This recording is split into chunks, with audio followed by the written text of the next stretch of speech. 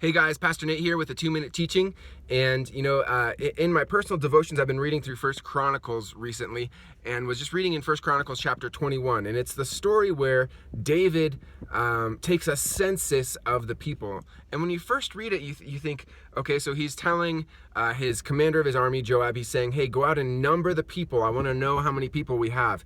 And at first it's like, well, what's the big deal with that? What's wrong with knowing how many people there are? But see, the problem was that David wasn't looking just to know how many people were in his kingdom.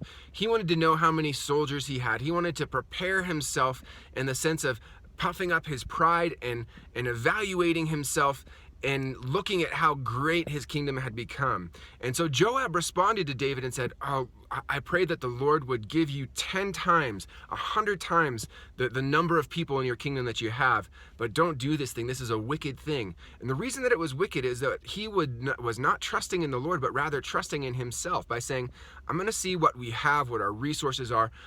It's leaning on his own understanding and trying really to evaluate whether he can go out and go to war, which is what he wants to do, to conquer more territory, to do things apart from the leading and provision and blessing of God. And so what we see with this is in our own lives is oftentimes when we're faced with a situation or we're faced with something where it's like, well, should I do this or should I do that? Our first thought is, okay, well, let me take stock of my resources. Let me take account and see. And we can either puff ourselves up with pride and think, okay, I've got this handled.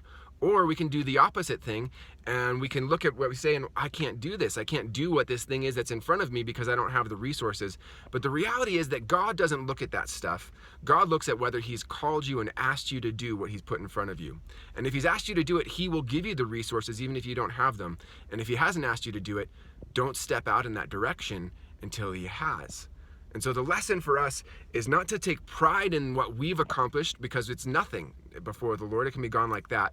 But then also not to underestimate what God can do in and through us because of our own limitations. And so I pray that that blesses you today. I pray that you go walk in the power of the Spirit today. If you'd like to read more on that story, it's in 1 Chronicles chapter 21. You can get a little bit more insight. God bless.